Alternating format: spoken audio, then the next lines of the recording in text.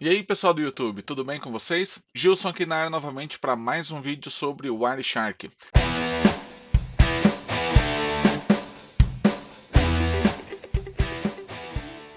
Vocês votaram lá no grupo do Telegram e o tema vencedor foi Transcoding entre dois endpoints, um trabalhando com codec PCMA, vulgo G711A, e outro endpoint trabalhando com o codec G729. Então, o que eu vou apresentar para vocês? Eu montei aqui um setup, um cenário, onde eu tenho duas máquinas distintas. Então, a primeira máquina está rodando aqui com microchip, cujo ramal remoto é o 1010.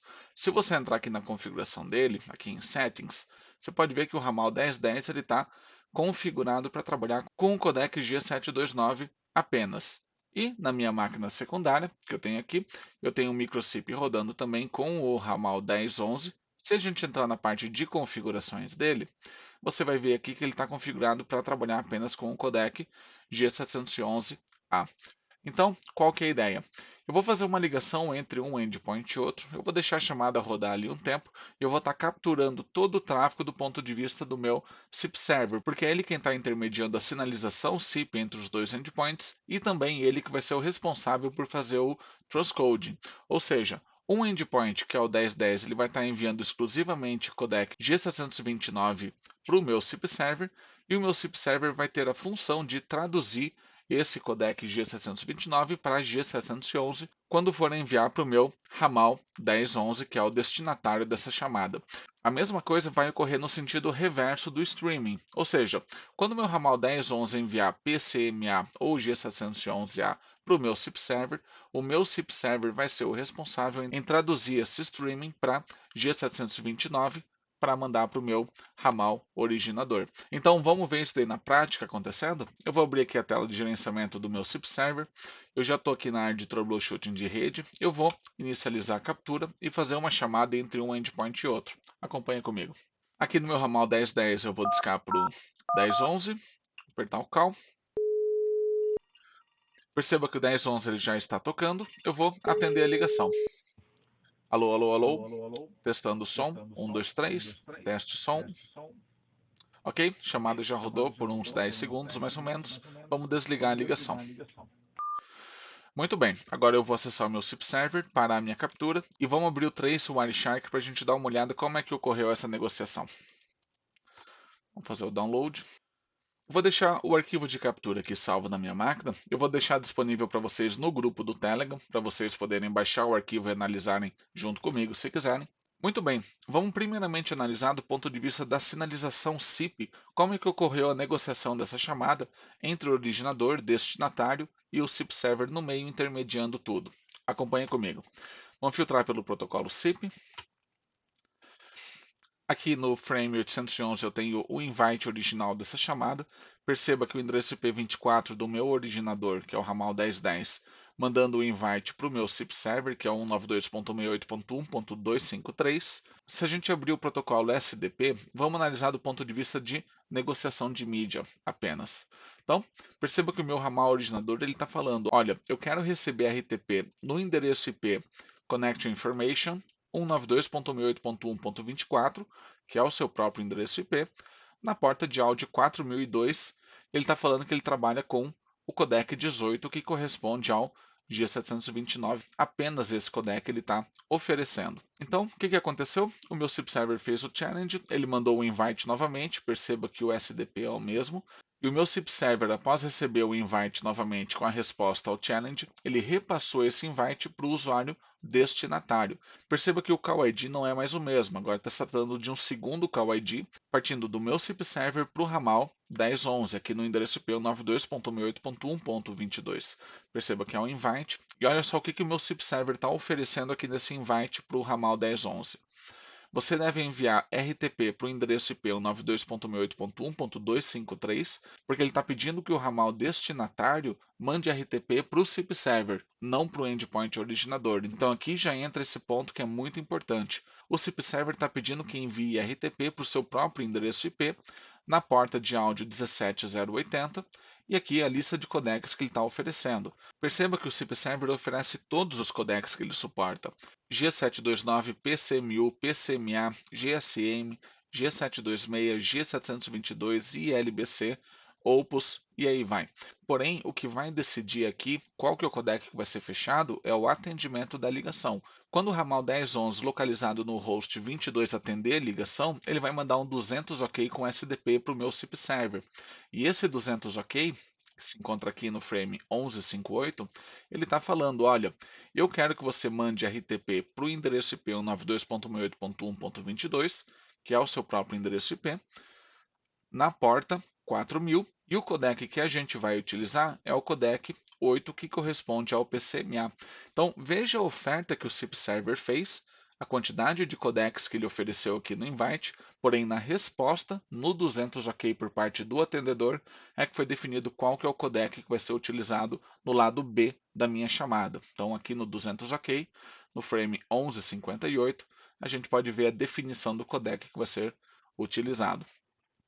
Porém, falta ainda definir qual que é o codec que vai ser utilizado no lado do originador dessa chamada. Isso não foi definido ainda. Perceba aqui no frame 1169, quando o SIP server está enviando o 200 OK para o originador da ligação, aqui referente ao frame 811, perceba que o call ID final 3F5, 3F5 é o mesmo call ID da chamada do lado originador. Então, o SIP server está enviando para o originador da ligação a resposta contendo o SDP, que vai ser fechado com o codec G729, onde o SIP server está falando envie RTP para mim na porta 16634. Então perceba como o SIP Server se colocou no meio da chamada no invite que ele repassou para o destinatário da ligação, onde o SIP Server pediu que todo o tráfego dele seja enviado para o SIP Server, e aqui nessa resposta do 200 OK que ele mandou para o originador, o SIP Server pediu que todo o tráfego fosse enviado para si. Se a gente olhar do ponto de vista de call flow, olha só que interessante. Eu vou selecionar minhas duas ligações. Aqui eu tenho toda a sinalização da minha chamada. Vamos arrastar aqui um pouquinho para o lado. O originador da ligação, que é o ramal 1010, ele pediu RTP no endereçamento IP 192.168.1.24 na porta 4002. Quando o SIP Server mandou o invite para o destinatário, o SIP Server pediu que enviasse RTP para o seu próprio endereço IP, 192.168.1.253 na porta 17080. Quando o destinatário atendeu a ligação com o 200 OK SDP, ele mandou a seguinte informação para o SIP Server: envie streaming RTP no IP 192.168.1.22 na porta 4000, codec 8, que corresponde ao PCMA. E finalmente, quando esse 200 OK foi repassado para o originador da ligação, o SIP Server falou: você vai enviar RTP para mim na porta 16634 e a gente vai fechar com o codec G729. Então, essa oferta com essa resposta negociou codec G729 do lado A, do lado originador. O SIP Server ofereceu todos esses codecs para o ramal destinatário, e o ramal destinatário, ao atender ligação, ele fechou com o codec PCMA. Então perceba o jogo de oferta e resposta que ocorreu tanto do lado esquerdo da chamada quanto do lado direito da chamada. Para quem é que vai sobrar a tarefa de transformar um codec em outro? Aqui nesse caso, justamente para o nosso SIP Server. Se a gente fechar aqui essa tela e analisar do ponto de vista do streaming RTP, perceba só que interessante. Se eu descer aqui um pouquinho, eu estou apresentando aqui todos os streamings entre A e B e o SIP Server, porque eu fiz a captura desse trace diretamente do meu SIP Server. Então ele quem está recebendo o streaming de um lado, transformando em outro codec para repassar para o outro lado da chamada. Então, se a gente for analisar cada pacote desse streaming, olha só que interessante. Então, eu tenho aqui o meu SIP Server a partir do seu próprio endereço IP 192.168.1.253 na porta de origem 16634, enviando para a máquina originadora na porta 4002 RTP codec G729. Já no sentido contrário, eu tenho a minha máquina originadora a partir da porta 4002 mandando para o SIP Server na porta 634 codec G729 também. Então aqui eu tenho meu streaming sentido SIP Server para o originador da chamada, e aqui eu tenho streaming originador da chamada para o SIP Server. Perceba que o codec é G729.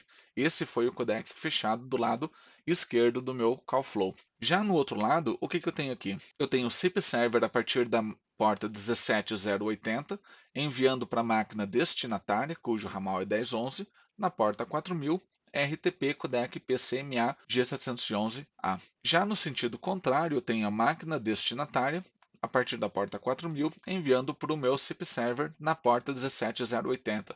Perceba os 4 streamings. 2 streamings sentido originador para SIP server para originador, ambos G729A, e a mesma coisa do outro lado com o codec PCMA. Então aqui eu tenho sentido SIP server para o destinatário e aqui eu tenho destinatário para o SIP server. São 4 streams diferentes. Cada stream aqui tem o seu próprio SSRC, que é o identificador único do streaming. Então perceba que a gente está lidando com 4 streams diferentes. Se a gente analisar isso aqui do ponto de vista de call flow da chamada novamente, então eu vou selecionar aqui. Dessa vez eu estou apresentando o streaming RTP, então perceba que eu tenho toda a sinalização sendo apresentada, porém agora eu adicionei também o streaming RTP. E aqui a gente vê claramente a máquina destinatária, cujo IP é 192.168.1.22, mandando o streaming RTP para o SIP server na porta 17080. Perceba o codec, pessoal, G711A. E, no sentido contrário, eu tenho o SIP server enviando streaming RTP a partir da porta 17080 para a porta 4000 e o codec, mais uma vez, G711A. Então eu tenho esses dois streamings que foram negociados com o codec PCMA do lado direito do meu call flow, no lado do destinatário, porém no lado do originador, perceba que eu tenho os dois streamings RTP negociados com o codec G729. Então aqui eu tenho sentido originador para o SIP server, originador a partir da porta 4002 para a porta 16634, e no sentido contrário, eu tenho aqui RTP no sentido SIP server para a máquina que deu origem a essa ligação, que é o ramal 1010, fechado com o codec G729. O meu SIP server, nesse caso, ele está sendo responsável por negociar essa chamada, por gerenciar toda essa troca de sinalização entre originador e destinatário, e ele também está responsável pelo transcoding dessa chamada, ou seja, um ramal só fala G729 e outro ramal só fala G711. Se por um acaso eu tivesse Direct Media habilitado aqui no meu SIP server entre essas duas partes aqui, simplesmente essa chamada não poderia ser negociada. Quer ver? Olha só. Vou fechar aqui esse trace. Esse trace aqui ele está salvo, tá, pessoal? Eu vou deixar disponível lá no grupo do Telegram para vocês, caso queiram dar uma brincada aí. Eu vou acessar o meu SIP server e eu vou habilitar o Direct Media nos meus ramais 10, 10 e 10, 11 para que vocês possam ver o erro de negociação ocorrendo. Então, aqui em Media, eu simplesmente vou habilitar o Direct Media. Como você pode ver aqui, ó, pela descrição, ó, por default, o PBX ele irá rotear os streams de mídia dos SIP endpoints através de si mesmo. Se essa opção ela for habilitada, o PBX ele vai tentar redirecionar os streams RTP, fazendo um bypass do PBX, direcionando entre chamador e chamado. Então, o PBX ele vai tentar sair do meio da ligação, ou seja, o invite que ele vai mandar e o 200 OK que ele vai mandar na resposta para o originador não vão mais conter o endereço IP do próprio PBX. Vai conter o endereço IP dos próprios endpoints, mas vai dar um erro de negociação nesse caso. Olha só que interessante. Vou habilitar aqui o Direct Media para o ramal 1010 e para o ramal 1011.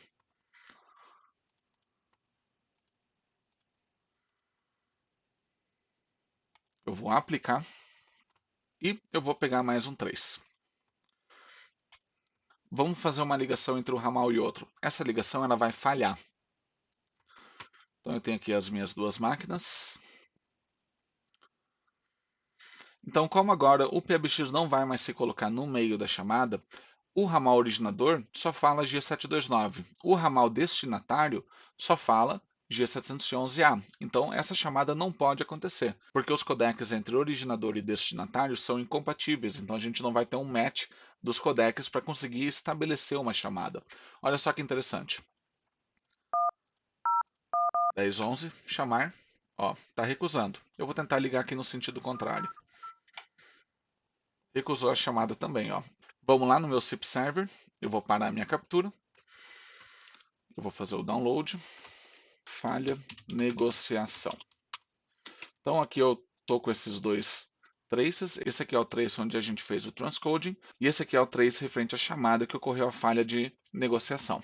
Então vamos abrir aqui esse trace e dar uma olhada no que aconteceu. Muito bem, eu tenho aqui ó, a minha chamada telefônica partindo do ramal originador, que é o 24, que é o ramal 1010, para o meu SIP server. Perceba ó, que ele mandou um invite, challenge, aqui de confirmação, mandou um invite novamente, respondendo ao challenge, e do ponto de vista de SDP, o meu ramal originador mandou apenas G729, como a gente já esperava. Porém, o meu PABX, perceba que trocou o call ID, o meu PABX mandou esse invite para o ramal destinatário, contendo apenas o codec G729, mas olha só que interessante a atuação do Direct Media. Qual que é o endereço IP que ele está falando para mandar RTP agora? O endereço IP do originador da ligação, não mais do próprio PABX. Na porta 4004, que é onde o originador está pedindo o streaming de áudio, fechando exclusivamente com o codec G729. Porém, qual que é o único codec ativado do meu ramal 1011? É o PCMA. E como ele recebeu uma oferta incompatível com o único codec que ele tem disponível, o que, que ele respondeu? O host 22 respondeu para o SIP server Not Acceptable Here, código 488. Olha só que interessante. No suitable codec for remote offer, ou seja, ele não tem um codec disponível para a oferta remota.